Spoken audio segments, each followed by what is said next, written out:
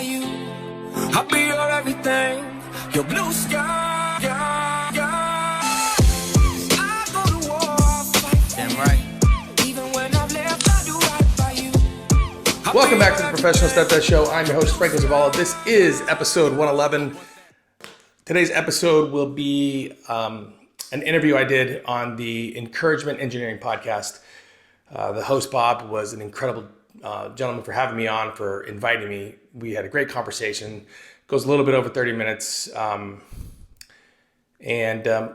Basically what it is his podcast is really focused on helping others achieve and aspire to be better.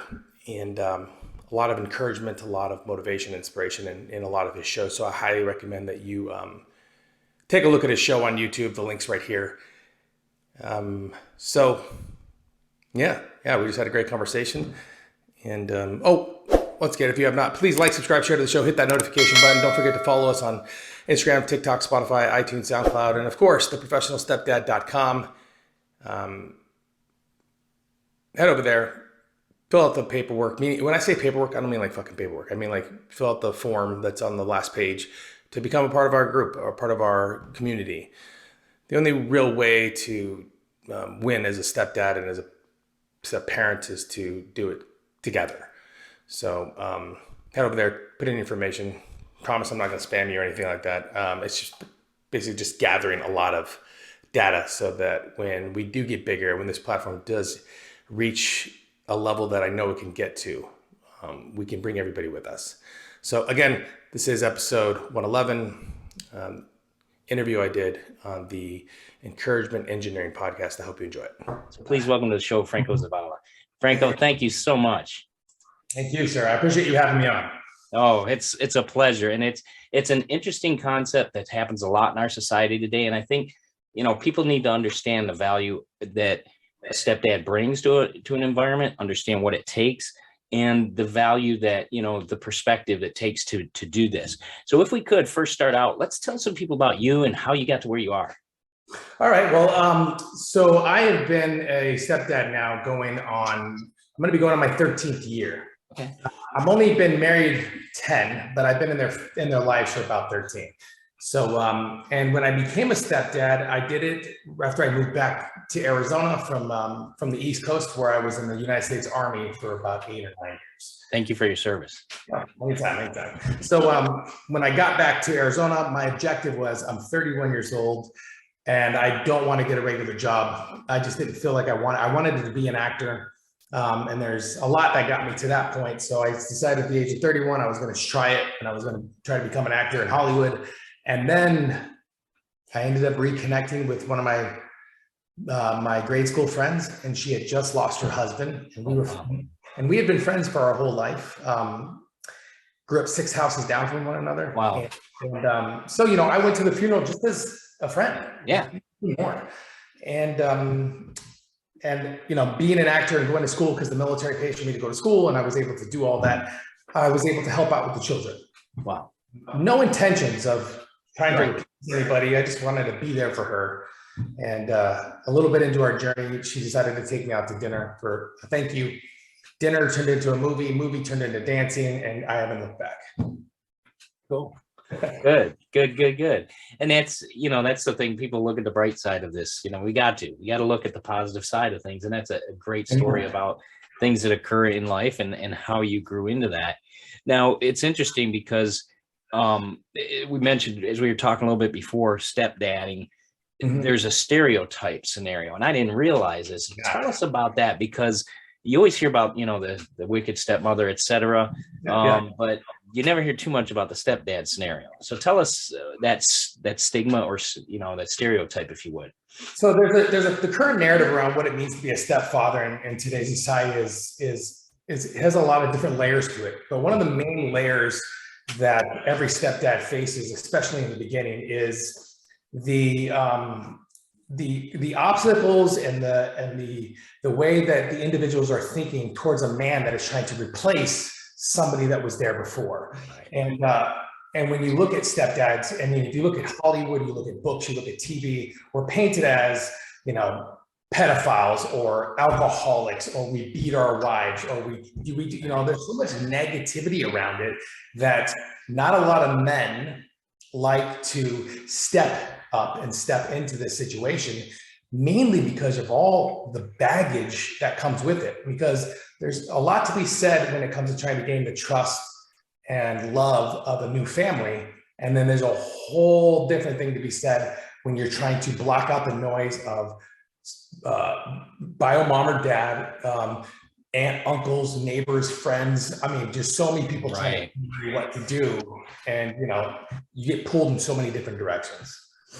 And that's a good point. I mean, you have to be strong, but I was also looking up some more information about it was for website and stuff. And it talked about be your best self first, or love yourself first. Yeah. And that falls right into what you just said. I mean, you've got to be strong in yourself. How did you do that? So as you were stepping into the scenario, you had to be pretty strong for yourself so you could avoid what he said, she said, the neighbors, and the aunts and uncles, etc. Well, so for my scenario, my situation was a little bit different. So first, I want to back up and say that I didn't even talk about being a stepdad or the things that I did being a stepdad until I was about 10 years in. Right. And the reason for it is because I wanted to make sure that before I decided to share information and before I decided to offer any knowledge to any man or the stepmoms, I wanted to make sure that the stuff that I was going to offer you, I've done, I went through, I kind of worked my way through it, and here's the result that I got. So that is backed up to when I exited the military. I moved to Florida and I met a guy named Bob Proctor who just recently passed away. Yep. And Bob and I became real close. I met him at a seminar and we became so close that I ended up working directly for Bob. And I was working with him in Toronto, and I was working with him through the East Coast where his office was in West Palm Beach. And I got to experience 2.5 years of Bob Proctor, of mentally, physically, like how he wanted me to do things, how he wanted me to act. And he taught me one main thing about myself, which was before I can affect any real change with anything, I got to first fix me. I got to figure out why I react, why I overreact, why I respond, and why I did the things that I did that would sabotage my growth. So that was step one on being a stepdad, which was before I could offer you information or before I could offer any other family information, you got to work on you first. Right. Period. Right. Always has to be like that. And that's a good point, because that builds your foundation. Excuse me. And you want to have that strong foundation. You've got it, like you said, you got to know who you are. You got to know what your trigger points are and how you're going to respond to that properly. Mm-hmm. Because as you know, I mean, 5 kids, I mean, there's nothing simple about that. Mm-hmm. Things are going to happen. Things are going to trigger you. How do you respond to all that constant, if you will, mayhem? And that's a great question. So out of my 5 kids, I've got 4 girls. So wow. Now, mind you, remember, I'm a stranger. Even though I've known my wife since we were 6, I'm still a stranger. Yeah. And and then when you add on that label and that narrative around stepdads, immediately it's like 4 girls, new man, what's he gonna do? Their minds just completely go to the negative, right? Not thinking that that we have nothing to do with that. But the way you kind of steer away from that in the beginning is something that I avoided, and I'm happy that I did. And the one main thing that I avoided was I decided that I wasn't going to make the same mistake that 9 out of 10 stepdads do, which is go all in on the kids. Yes, be a yes man. Try to do anything that they need and want. Try to do the things that dad wouldn't do, let's say, or that mom might say. And that is just backwards. That is completely backwards. I've got this motto that I have on what I teach. It's called me, us, them, which is got to work on you first. Mm-hmm. Working on why do you respond to certain ways? Like for me, it was, like when I would hear crying or screaming out loud, what was that trigger for me? Why? So I had to sit down and I wrote out all the things that were triggering me. And then I would reverse engineer them to try to understand how to respond to them different, not to react to them different. So when you go from the me and then the us is the teamwork, you and your wife. There's a false narrative around the parenting aspect of being a step parent that is within almost every scenario in our blended family world, which is your stepdad, this is bio mom. She does the disciplining, she does all this, stay away, keep your distance, and when I need you, I'll ask. And that's just ass backwards. Right. This is, at the end of the day, this is parenting. Yeah. This is raising young adults to become individuals that can enter the world in a way that they can be productive. And when there is division within the home, it will fall every time. And that's another great point, is that solid. It is parenting, and parenting is a team sport.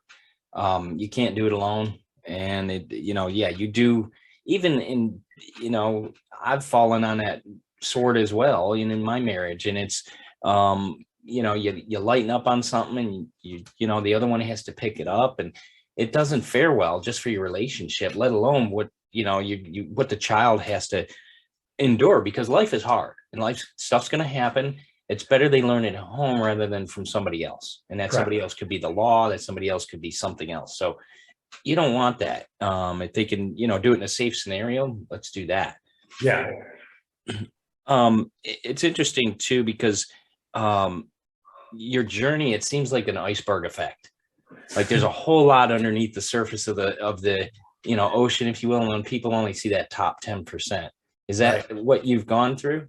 Yeah, I've keeping it quiet and keeping to myself has been like a driving motivator to kind of share where I am now. But I love that iceberg thing. Like they see the happiness of the family, and they see like our family photos and our vacations and our trips. But there are so many hours of me learning how to shut up and just listen. See, one of the things that I'm so proud of is that I learned that my kids and my wife, sometimes they just need me to listen. They don't need me to solve anything, and I thought I was supposed to be this problem solver, right? I had an answer for everything. I had a response for everything. And I think the best advice Bob ever gave me before he passed away was shut up and listen. Yeah. And so I took that and I applied it, and there's so much creativity and amazingness that has come out of the circumstances, like the one circumstance every stepdad gets when you're in an argument with one of your kids over something stupid and they say the phrase, "You can't talk to me like that, you're not my real dad." And most men will just will just sink in. They will go into anger or depression, and they just like, I chose to use that as creativity, and I ended up writing a freaking script, a movie script, because I just needed to tell this story. I'm like, how can I explain to my daughter Emma that I'm a military guy, that has no idea what I'm doing, I'm trying to do my best here, and how can I express that to her? So I wrote a script, and if I fast forward through that whole scenario, Bob, I ended up making that movie about 24 months later. Wow. And it was on Netflix for 2 years. Wow. Very cool. The really cool thing is now my daughter Emma, when she did her college application, they ask you, what's the one unique thing about you? And she can go, there's a movie about me. Wow. It was pretty awesome. Yeah, that's very cool. And because that's, like you said, it's a real life scenario. And I think that's what makes all this genuine, is you've lived it. You've gone through the trenches. You've been in the mud. You've been in the arguments. You've been in the crying sessions. It's not easy. Parenting is not easy, no matter who's involved.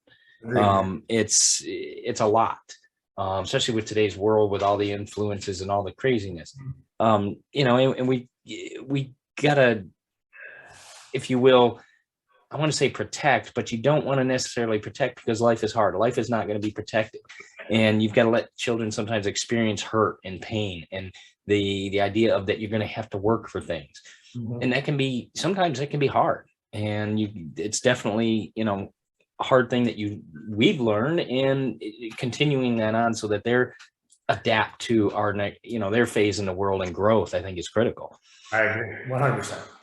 Now, since I am the encouragement engineer and I do talk about positivity, how does like positive thinking and positive action play into your role as a stepfather? Oh, well, so everything that I've learned from the books that I've read to the seminars that I've done, the positivity within this home comes, and it always stems from like what we do in the morning. Meaning, there's a thing with my kids where they're doing their sports or their schoolwork. When they come into the house for the first 10 minutes, no matter what, they have to speak only good things about their day. Now, I know that's not like, I know we all experience bad days. We flat tires, bad tests in school, you lost the game, whatever it might be. But for 10 minutes, you only could talk good. That's it, 10 minutes. And we'll put a little, I'll show you this real quick, but there's this little timer thing that I bought. Oh, cool. And I'll put it on in 10 minutes and it'll tick away. And we just kind of all share each other, like what's something really cool and what did we do with it? And then after the 10 minutes goes off, it's funny, that negative thing that happened to them suddenly is not that big of a deal anymore. Right? Because we chose to take the focus off of what wasn't working, and we chose to focus on what did work. And that's something we apply all the time. And if I wouldn't have really studied the love languages of my children and the love languages of myself and the love languages of my wife, I wouldn't have known how to properly communicate that with my kids. Right. Because it doesn't work for everybody. Because when you try to force something onto them, you got to make it seem like almost like it was their idea, Yeah. But the 5 love languages for children and the 5 love languages for adults, those books, I kind of flew through in 2 days. I was so just inundated with the information because I did not know that there was different ways to communicate to people. Just didn't know. Zero. So we got positive spin and the happiness that comes into this home, especially with me and my son being the only men with a house full of girls. Sometimes teaching him how to be respectful at the same time being a brother, he's going to be a kid still. Yeah. We got to respect women. We got to take care of mom. We got to learn things that dad does just in case something happens, things like that. Yeah. And that's, I think that's important. What you said there is that positive thinking. It's not Pollyanna. It does take that negativity and push it down, it puts it in its perspective. Mm-hmm. Negativity, doesn't have to be the center of our life. And great job, great idea for that. I like that idea of the timer because it's physical. It's like they're looking at it, like you said, mm-hmm. because they start focusing on that and then what goes on, and they hear, maybe another story from another sibling, they can grow from that as well and how they reacted to it. So that's really interesting. Yeah, it worked. Yeah, it's interesting because it brings in one of the things you said, parts of trust, patience, and purpose into life. I think it really, reiterates that idea because the growth with the positivity and, how that changed, your actions have changed what you did. Yeah, I agree.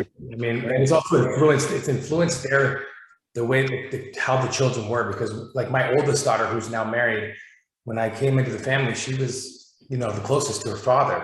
Right. And their father had passed away from a heart attack, just suddenly out of nowhere.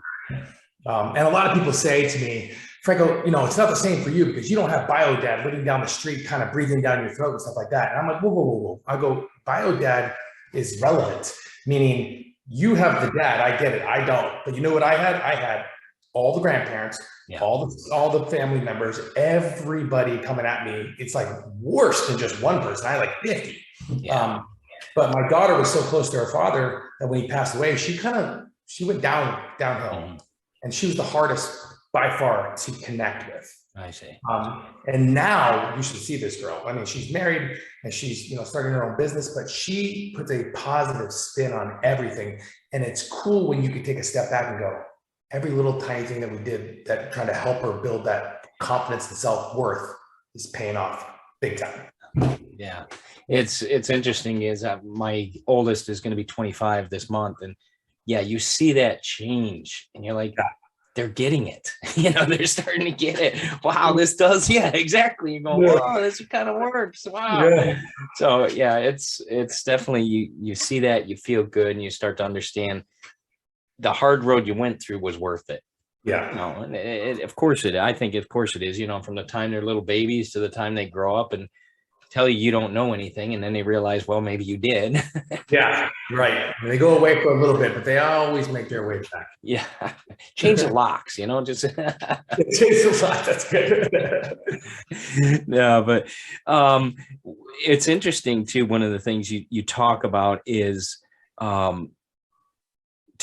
I call it 10-second mindset, 10-second Tom mindset. Yeah. 10-second Tom from that. I love 10-Second Tom. Yeah. My kids love that movie, but 10-Second Tom is awesome. Yeah, that's funny. Yeah, I'm Tom. But tell us about that mindset, 10 seconds, if you would. Well, so it's the mindset of understanding that the quicker that you can process something in a way where you realize that it's really has no real effect on kind of like your next steps and what you want to do. I've learned that it's such a harder activity to execute by yourself. Okay. It's better to involve others, and sometimes you can't. So what we try to teach the kids is with having that 10-second Tom mindset, that think like, that fish mindset, if you want to. A goldfish, has the shortest memory. It's when something's not going right, or when you want to, let's just say you're trying to execute something, write down just real quick. As fast as you can, without thinking, write down what you want the end result to be, what you think your biggest obstacle is, and where you would want to start.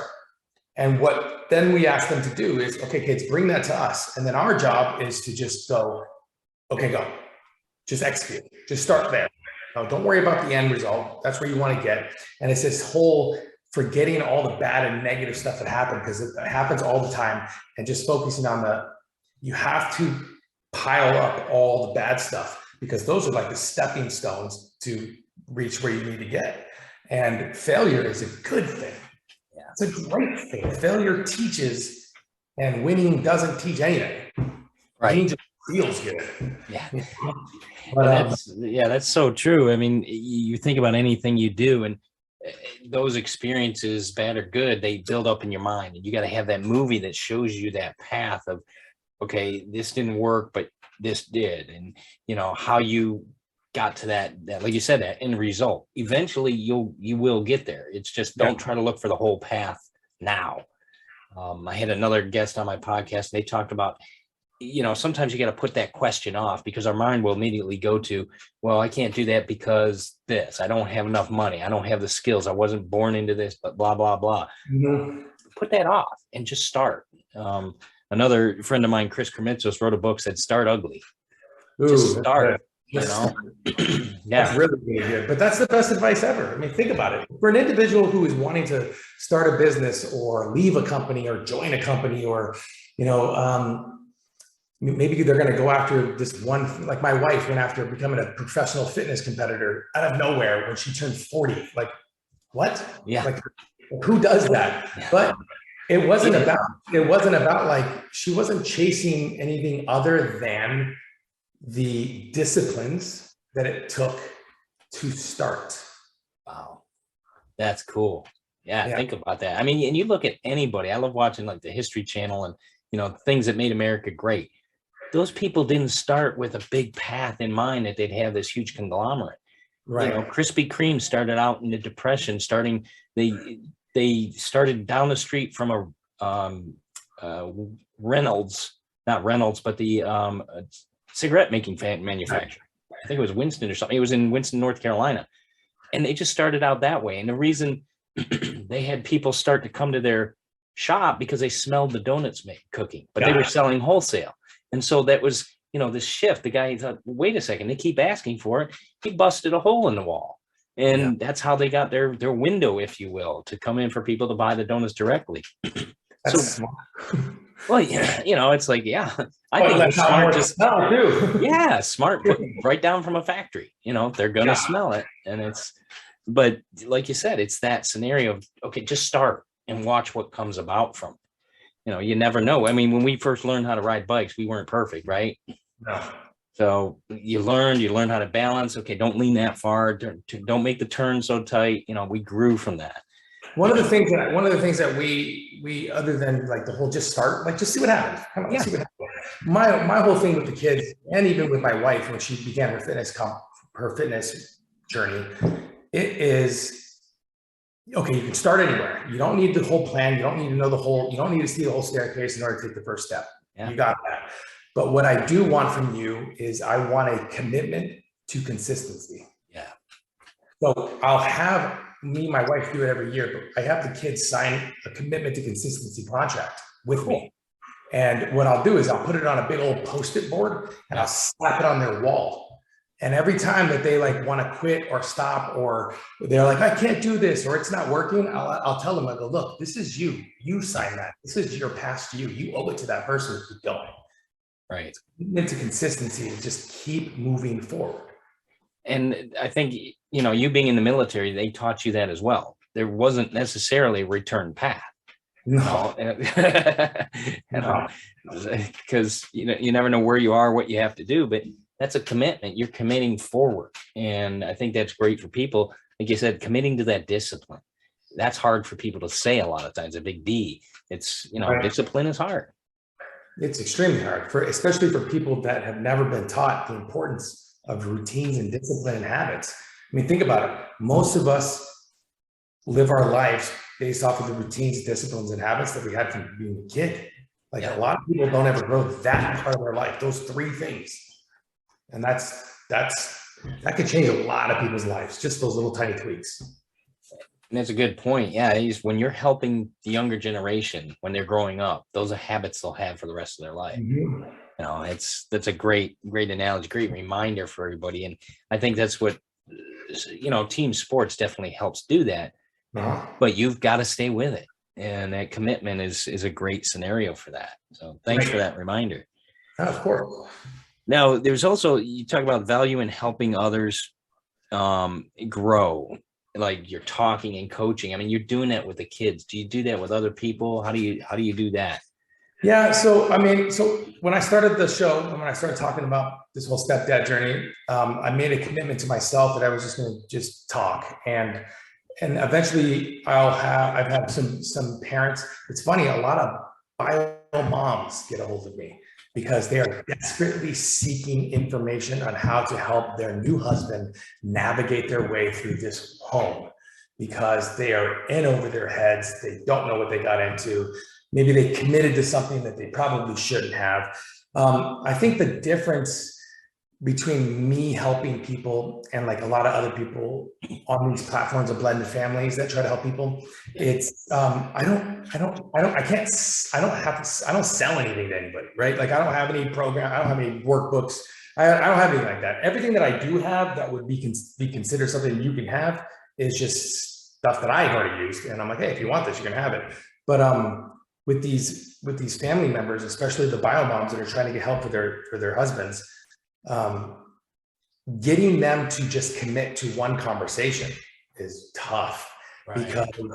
because as well as I know, and the stigma of men is if you need to ask for help, you're failing, and that's so wrong. If you ask for help, you're growing, you're doing the right thing, you're admitting, hey, I don't have all the answers, but I'm willing and I'm aware that I need to seek information to be better.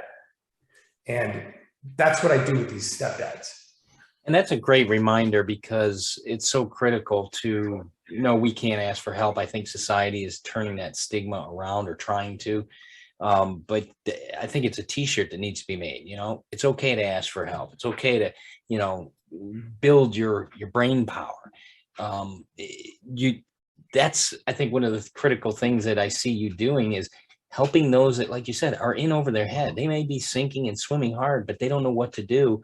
And here's what I did, Yeah. But I don't sugarcoat it or puppy dogs and ice cream it either, buddy. Bob, I'm gonna lie to you. If I think that you're effing up, yeah, I'm just gonna tell you. I mean, I was a non-commissioned officer in the military. I don't have time to be babying you. Look, you came to me, which means that you're at a point in your life where you're either needing help or you're walking out. Here's what I tell the first thing I tell stepdads is this: before we move any further, you need to take that foot that's out the door, you need to bring it in. Because here's the thing about men becoming stepdads, especially in the first few years, they keep a metaphorical foot out the door. Wow. Just in case they need to go. Wow.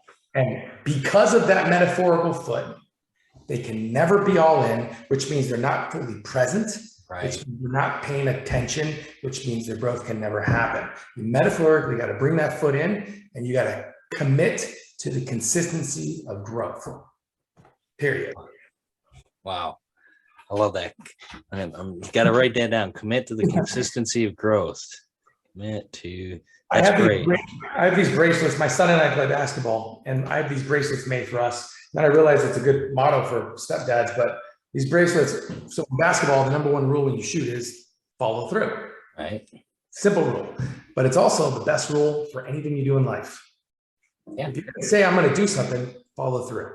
Yeah. If you're going to say you're going to be a good dad, you're going to be a good husband and a good partner, a good leader and a good mentor, follow through. So I got all these bracelets made for me and my son. Just say follow. It's just a reminder. Not only is it a basketball term for me, but it's follow through everything. If I say I'm going to do it, do it. And that's a great motto, great reminder, because that's where a lot of people fall off. You know, they don't make that other call for that sale. They don't follow up with, the loved one that said, okay, yeah, I'll call you when I'm on my way or when I get there, and they forget or get sidetracked or whatever. Somebody starts worrying, and then you get into that argument. Well, you didn't call, and it just, like you said, follow through. 2 simple words. Yeah. Yeah, people, especially in sales, man. I mean, don't get me started on sales. Don't get me started on sales. Yeah. No, I understand what you mean with that. So, well, Franco, I let's tell people where they can get a hold of you, what they can find, what other programs you might have, because I know our friend Joel Hallbaker introduced you to me, and I just want to let everybody know about that, because you and Joel are doing some great work with, stepfather scenarios and what you're doing with the step families and so forth with you. So tell us more about how people can get a hold of you. Awesome. So the website is theprofessionalstepdad.com. There's a portion on there where you can, send in any questions. You can connect with me through that way. We also have the Professional Stepdad on Instagram and TikTok, and then contact at theprofessionalstepdad.com.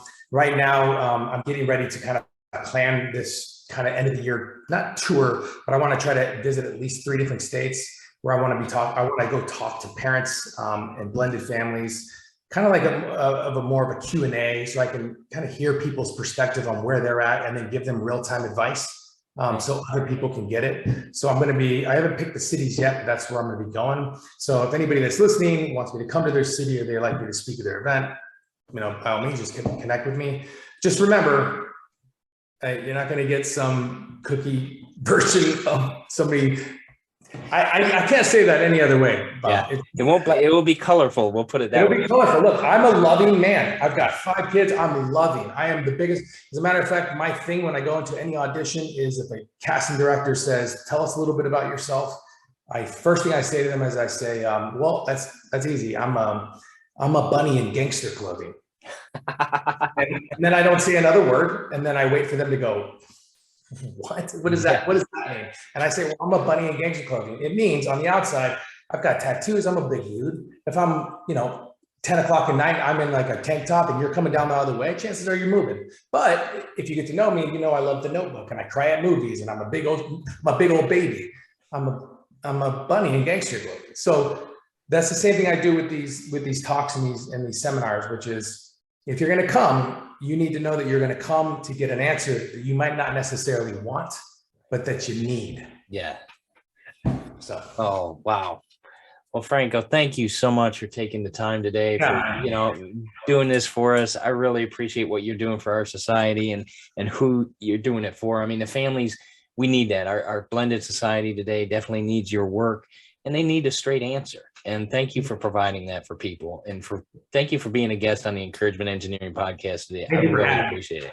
I am so blessed to be here. And I thank you so much for just reaching out and allowing me to just spend some time with you, Bob. Really, really appreciate it. Thank you, Franco. You have a great day. Okay, man. You too. All right. I go to war, I fight.